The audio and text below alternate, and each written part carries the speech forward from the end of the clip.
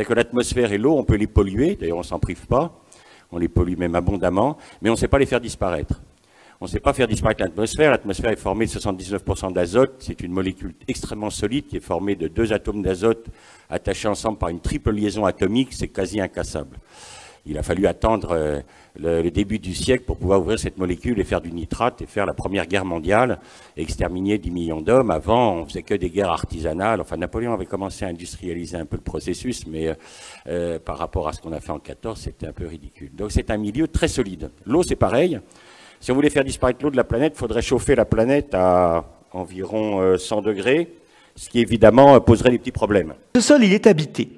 Et dans un gramme de sol forestier de chez nous, c'est de l'ordre d'1 million de bactéries appartenant à des milliers d'espèces différentes que l'on trouve. Dans ce même gramme, il y a des milliers d'espèces de champignons, des centaines d'espèces d'amibes. Et au total, par hectare, vous avez 5 tonnes de microbes, 5 tonnes de racines et une toute petite tonne et demie d'animaux auxquels vous avez pensé d'emblée, mais dommage, dommage. Ils sont moins abondants que ce qu'ils mangent, les racines et les microbes, et ça c'est normal. Alors finalement, ces quelques 12 tonnes environ représentent l'équivalent de, selon leur taille, 150 à 250 moutons par hectare, que vous ne voyez pas, mais qui sont là. Il y a là 25% des espèces décrites, et de nombreuses espèces inconnues, notamment parmi les microbes. Rien qu'en France, on compte dans nos sols au moins 115 000 espèces de bactéries. Comparez ça à moins de 600 espèces d'oiseaux et moins de 200 espèces de mammifères. C'est là que ça se passe. C'est là que ça se passe. Et puis, ce sol, il abrite, au total, entre la moitié et les 3/4 de la biomasse vivante. Et si vous ajoutez la biomasse morte, feuilles mortes, animaux morts, microbes morts qui se trouvent dans le sol, c'est 60 à 90% de la matière organique totale qui se trouve là. C'est là que ça se passe. C'est très facile de détruire un sol, et c'est ce que l'humanité fait depuis 7000 ans. Puisque nous avons déjà détruit, jusqu'en 1900, on avait détruit 1 milliard d'hectares de terre, qui ont agrandi les déserts. Nous avons agrandi remarquablement les déserts depuis que nous cultivons la planète. Et au XXe siècle, juste au XXe siècle, on a fait 1 milliard d'hectares de désert. Donc vous voyez, on a accéléré sérieusement. Les anciens, ils étaient un peu lents dans leur processus de dégradation. Nous, on est beaucoup plus performants avec nos machines et nos pesticides. Et on dégrade à l'heure actuelle 10 millions d'hectares de sol chaque année. Alors c'est assez embêtant parce que le sol, c'est notre terre nourricière. Et le fait d'avoir perdu 2 milliards d'hectares de terre nous met dans une situation un peu compliquée. C'est qu'il ne nous reste plus qu'1,5 milliard d'hectares pour 7 milliards d'habitants. On nous annonce qu'on sera 9, 10, 11, enfin chacun y va de ses petits chiffres. Et donc, perdre de la terre tous les ans avec une population qui, elle, grandit constamment, c'est pas une très bonne idée parce que ça va se terminer assez mal, parce qu'on a quand même besoin de la terre pour se nourrir. Mais certaines bactéries parviennent très bien, qui utilisent le CO2 à la place de l'oxygène, avec comme déchet du méthane. D'autres bactéries, elles, utilisent les nitrites, donc des formes d'azote oxydé du sol.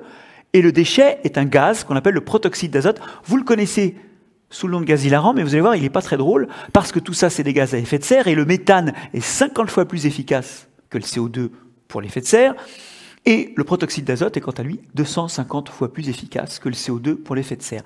On a donc des molécules qui contribuent à réchauffer le globe, et le problème est que la façon dont nous gérons les sols aujourd'hui conduit à un renforcement de la production de ces gaz, et donc conduit à un renforcement de l'effet de serre. 99% des fraises et des tomates sont hors sol, et vous avez remarqué que les fraises et les tomates n'ont plus de goût. Elles sont belles, hein, elles sont rouges, elles ont de belles couleurs, elles ressemblent à des tomates, ressemblent à des fraises, mais vous les mettez en bouche, c'est pas des fraises, pas des tomates, parce que le goût, c'est le sol qui va le donner. C'est-à-dire que l'atmosphère, c'est la quantité, c'est la masse, si vous voulez, et toute la qualité, tout ce qui va donner la subtilité gustative, ou la synthèse des essences, la synthèse des parfums dans les vins, ça c'est le sol qui va le donner. Alors le sol, lui, c'est très différent, il n'apporte pas grand-chose, 6% du poids des plantes, donc c'est pas grand-chose, mais attention, 24 atomes. C'est pas du tout carbone, oxygène, hydrogène comme l'air, c'est 24 atomes. Et c'est ça qui va donner toute la complexité et qui va donner la notion de terroir. Parce que chaque roche va avoir une composition particulière qui va faire que un morgon va morgonner parce que c'est un granit riche en manganèse. Donc chaque vin va avoir un goût particulier parce que la roche qui est dessous a son équilibre minéral et va donc donner des goûts particuliers. Suivez-moi. L'homme produit fait produire davantage de gaz à effet de serre au sol de plusieurs façons. La première, c'est le labour. Qui laboure aère le sol, amène de l'oxygène. Et donc, dans un sol standard, la respiration microbienne en est améliorée. La quantité de matière organique s'effondre, on va y revenir, mais surtout, le sol produit plus de CO2. On aime bien les écosystèmes, les sols riches en eau. On irrigue, et évidemment, le paroxysme de l'irrigation, c'est la riziculture inondée. Dans ces sols-là, il n'est plus question de respirer à l'oxygène. Ces sols-là, les sols irrigués ou ennoyés, produisent du méthane et du protoxyde d'azote. Ils le font d'autant plus que dans certains de ces sols, on a rajouté des engrais minéraux, parmi lesquels du nitrate. Et le cocktail ajout de nitrate et irrigation est un cocktail explosif, enfin explosif, pas visuellement, mais climatiquement explosif parce qu'il relargue beaucoup de protoxyde d'azote. D'ailleurs, la carte de France du relargage de protoxyde d'azote est éloquente. Vous voyez se dessiner toutes les zones agricoles humides. Vous voyez le bassin parisien, la plaine du Rhin, la plaine de la Saône et du Rhône. On voit très bien la Limagne. On voit l'Aquitaine, le bassin aquitain, mais pas la forêt des Landes. Et puis, on ne voit pas la plaine languedocienne, car elle, pour le coup, elle est plutôt sèche. Et là, il n'y a pas de sol ennoyé, ce sont des sols qui respirent à l'oxygène. Oui, 80% du protoxyde d'azote produit par l'homme en France sort de ces sols et de sa façon de gérer les sols. 80% de ce que nous surproduisons est lié à la façon dont nous gérons nos sols. État des lieux dans un pays comme le nôtre, assez catastrophique. 18% de la SAU est exposée à l'érosion. Nous perdons chaque année 90 000 hectares de terres agricoles chaque année, avec une population qui augmente de 300 000 habitants. Et sur ces 82 000 hectares, il y en a 60 000 hectares qui sont bétonnés. Nous bétonnons un département tous les 7 ans en France. C'est ce qu'on appelle le progrès. Nous perdons en moyenne 5 tonnes par hectare et par an. Et donc, tout ce système-là fait que, comme les sols sont de plus en plus malades, on est obligé d'irriguer, parce que les rendements sont en train de chuter. Dans le monde entier, les rendements sont en chute. Ils nous avaient annoncé miracle avec les engrais. C'est pas que tout ça, ça avait été un miracle pendant un moment, parce que nous avons planté sur des sols que les anciens avaient quand même laissés avec du fumier et du compost. Mais depuis qu'on met plus de fumier dans nos terres, c'est en train de baisser. Donc on irrigue de plus en plus. Et 80% de l'eau est consommée par l'agriculture. Donc vous voyez, on vous embête à la télévision en disant de fermer votre robinet quand vous vous lavez les dents, mais 80% de l'eau, elle sert à arroser du maïs qui nourrira des cochons. Donc faut quand même dire un peu les choses. Voilà les zones les plus dégradées. Vous voyez que c'est l'Italie qui est championne. Vous voyez que la région toulousaine est bien placée avec ses maïs irrigués. C'est une région qui souffre énormément d'érosion. Si vous avez l'occasion de passer sur la Garonne, vous allez voir sa couleur. Elle est entièrement marron. C'est tout nos patrimoines qui s'en va dans les rivières. Mais aussi, un autre problème est l'artificialisation, l'extension de nos villes et de nos infrastructures de transport. Bon an, mal an, c'est un département français de taille moyenne qui est soustrait à la surface agricole utile tous les 7 à 10 ans.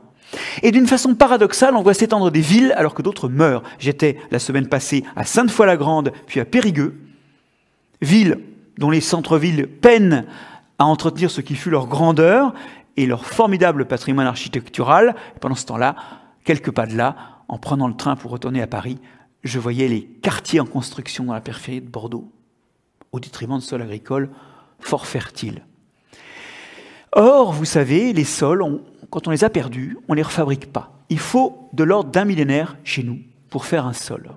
D'ailleurs, le spectacle des rivières marrons est devenu tellement courant que pour les gens, c'est considéré comme complètement naturel. Personne n'est choqué par le fait. Alors juste une petite photo pour vous montrer comment l'homme dégrade les sols.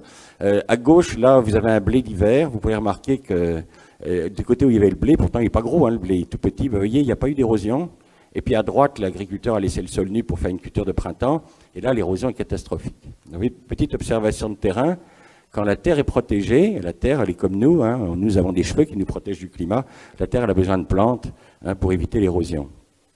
Voilà une photo qui est intéressante, qui a été prise par Lydia. Vous êtes ici, on travaille en Amazonie.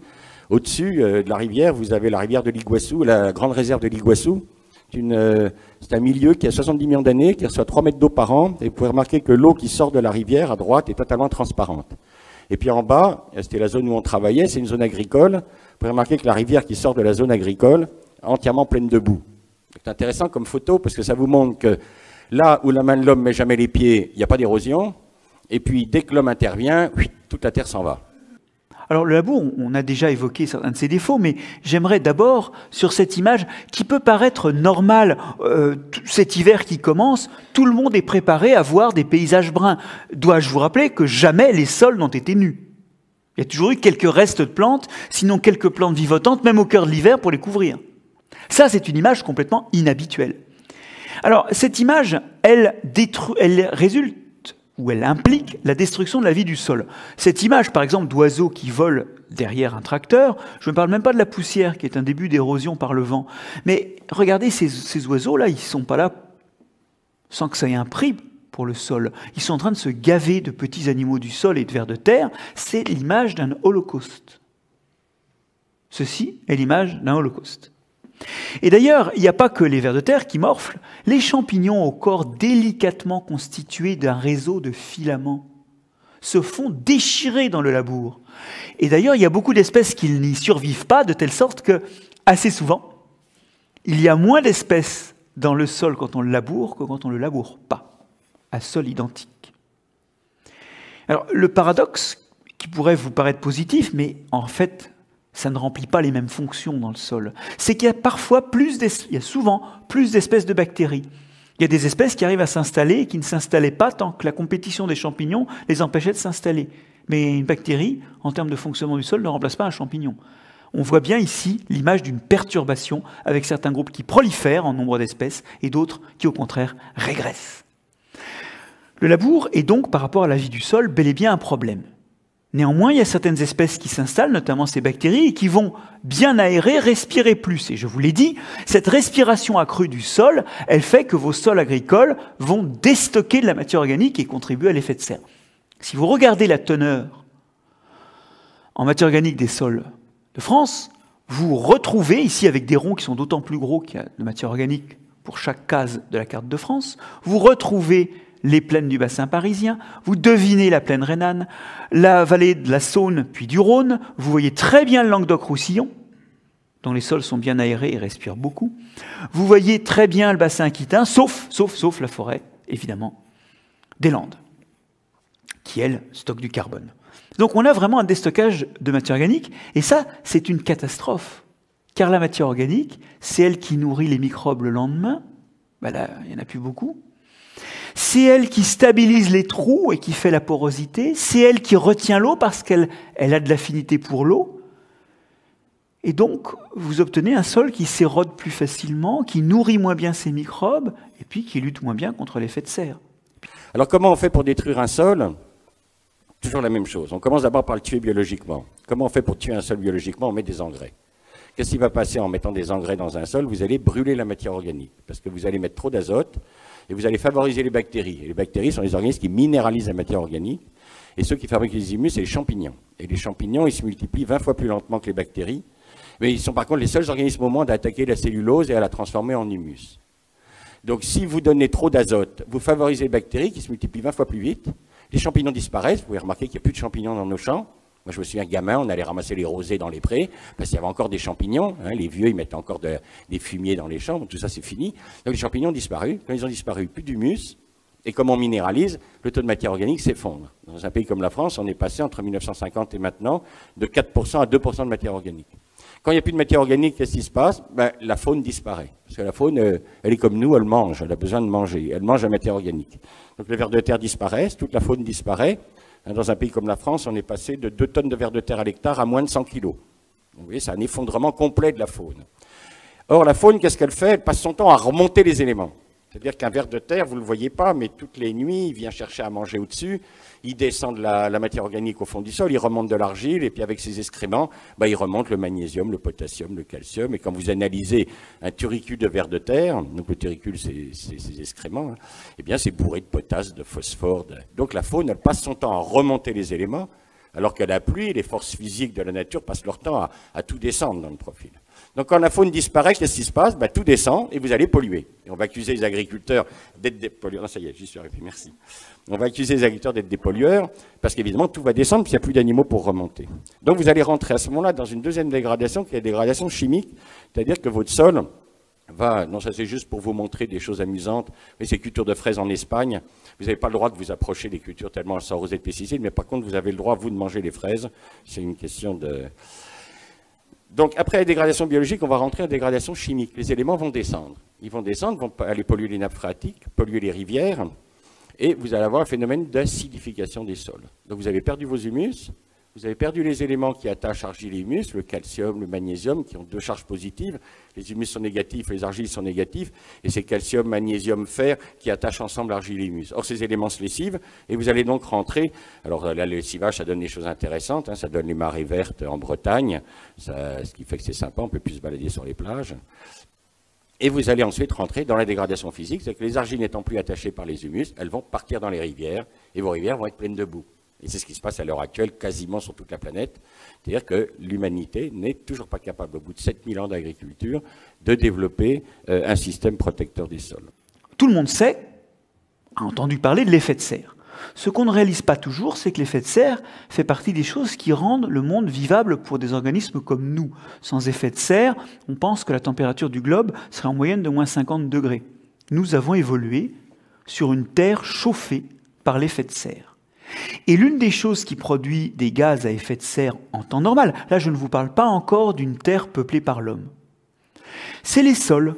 En effet, je vous ai dit tout à l'heure, les sols respirent. Ils produisent du CO2, qui est un des gaz à effet de serre. Mais les gaz à effet de serre ne se limitent pas au CO2 et d'autres sont bien plus efficaces. En effet, dans les circonstances où il n'y a pas d'eau, il n'y a pas d'air, par exemple parce qu'il y a beaucoup d'eau, dans des sols en noyer par exemple, certaines bactéries respirent différemment. Alors le glyphosate s'avère extrêmement toxique pour les vers de terre et notamment pour leurs cocons, c'est-à-dire les groupes d'œufs qu'ils laissent dans le sol et qui sont après un labour le seul espoir qui est des vers de terre de nouveau. De la même façon, le glyphosate est extrêmement toxique pour les spores des champignons qui font les fameuses mycorhizes. Vous savez, ces associations avec les racines des plantes. Et après un labour, il n'y a que les spores de ces champignons qui puissent leur permettre de se développer à nouveau et de refaire des mycorhizes. Eh bien, le glyphosate est extrêmement toxique pour ces champignons. Le glyphosate n'est pas calculé pour tuer ça, c'est un herbicide, mais il a cet effet secondaire. Il est donc incompatible avec les mécanismes qui mettent en place les sols et leur exploitation par les plantes. D'autres intrants sont les engrais minéraux. On a remplacé la matière organique, dont la décomposition, le fumier par exemple, dont la décomposition libère de l'azote, du phosphate, du potassium et toutes ces choses-là, on a remplacé ça par des engrais minéraux, c'est-à-dire du nitrate, du phosphate, du potassium sous forme minérale. Évidemment, les plantes poussent bien, mais regardez, une plante qui a beaucoup d'azote et de phosphate ne va plus payer les champignons pour aller faire les courses. Elle n'interagit plus avec les champignons mycorhiziens, parce qu'elle peut se nourrir toute seule. Si vous habitez au-dessus d'une boulangerie, vous ne payez pas un gamin pour aller chercher du pain. Vous allez le chercher vous-même. Et en fait, c'est ça qui se passe. C'est que quand on rajoute des engrais, on voit que, alors même que la quantité de champignons pathogènes du sol reste constante, la quantité de champignons capables de faire des mycorhizes s'écroule, parce qu'ils ne sont plus nourris par les plantes. Au passage, la plante perd aussi leur effet protecteur. Et ça appelle des pesticides. Donc c'est une logique qui a nourri l'humanité. Il faut bien comprendre que pesticides et engrais ont stabilisé la quantité d'aliments et nous ne souffrons plus de famine. Mais aujourd'hui, nous voudrions réduire les effets secondaires de cela, et sur notre santé, et sur celle des sols. D'autant plus que ces engrais, amenés en grande quantité, ils sont certes plus faciles à attraper pour la plante, mais il y en a tellement qu'il y a des fuites. Et ces fuites finissent, on le sait, dans les rivières, puis dans les fleuves, puis dans la mer. Et on redémontre ici ce que j'évoquais tout à l'heure, à savoir que les sols abreuvent, alimentent les océans. Ça finit en marée verte sur les côtes bretonnes ou en marée brune sur les côtes caraïbes. Ça finit en engrais pour algues et ça fait ces marées d'algues qui n'en finissent plus d'essayer de se décomposer et de nous empuantir la vie à coups d'hydrogène sulfuré. Donc vous voyez que finalement, nos pratiques de labour, nos pratiques d'intrants sont problématiques, mais il y a une dernière pratique qui montre que ce n'est pas que les agriculteurs qui foutent le bordel. Nous foutons le bordel collectivement. D'abord parce que nous achetons les produits agricoles et donc nous les validons quelque part et nous validons les pratiques qui sont derrière. Alors c'est complètement paradoxal quand on y pense. Parce qu'en fait les sols sont bien sûr une source de gaz à effet de serre, mais en fait il serait surtout, si nous savions nous en servir, une façon de réduire l'effet de serre. Et ça illustre le désastre de notre pratique actuelle de l'écologie. Nous l'utilisons pour comprendre ce qui ne marche pas et dicter des interdits, mais nous ne prenons pas la peine de l'étudier avant d'agir et nous nous dispensons de leviers d'action colossaux. Suivez-moi. Je vais vous parler d'une initiative qui s'appelle le 4 pour 1000. 4 pour 1000, ça veut dire 0,4%. On compte que si on augmentait la teneur en matière organique des sols de 0,4% par an, cela enterrerait une quantité de carbone, c'est ce qu'on appelle la compensation écologique, équivalente au CO2 que l'homme libère dans l'atmosphère chaque année. Vous suivez mon raisonnement? Tout ça, c'est de la matière organique qui va être empêchée par le feu ou par des métabolismes microbiens rapides, comme dans du compost, de donner du CO2. Enterrée, elle va se décomposer plus lentement, elle va stocker du CO2, sans obliger nos enfants à hériter de forêts, plutôt de plantations, que nous les aurons forcés d'entretenir pour stocker nos déchets de CO2. Eh oui. Ça veut dire que cette grande initiative du 4 pour 1000, qui est malheureusement peu connue, les sols sont en fait, même si aujourd'hui ils contribuent à l'effet de serre, une des grandes solutions, un des grands espoirs pour l'effet de serre. Alors vous allez me dire, oui, mais quelle matière organique? Eh bien, regardez dans votre cuisine. Bien sûr, il y a le fumier animal, mais il y a aussi toute cette matière organique que nous jetons et qui ne retourne pas dans les sols et qui ne sert pas à stocker du carbone. Alors bien sûr, il faut faire retrouver à tous les fumiers et à toutes les poubelles, tout le contenu organique des poubelles, le chemin des sols. Ça n'est pas donné, mais ça vaut la peine d'y penser, non? Ah oui, mais comme on ne pense pas au sol comme à une solution, eh bien ça reste à penser. Plus vous allez avoir un sol mort, moins vous aurez de synthèse de ces éléments, plus vous allez être carencé quand vous allez manger les plantes. Il y a par exemple un élément dont à l'heure actuelle les Européens sont terriblement carencés, c'est le sélénium. Parce que le sélénium est un élément assez rare dans les sols, et il est chélaté uniquement par des microbes, et à l'heure actuelle, la quasi-totalité de la population européenne est carencée en sélénium. Très embêtant parce que le sélénium, c'est le cofacteur des peroxydases qui vous protège contre le cancer. Et comme par hasard, les cancers explosent. Alors, pourquoi on n'a plus de sélénium? Parce que les plantes qui ont le plus de sélénium, c'est les crucifères, c'est les choux.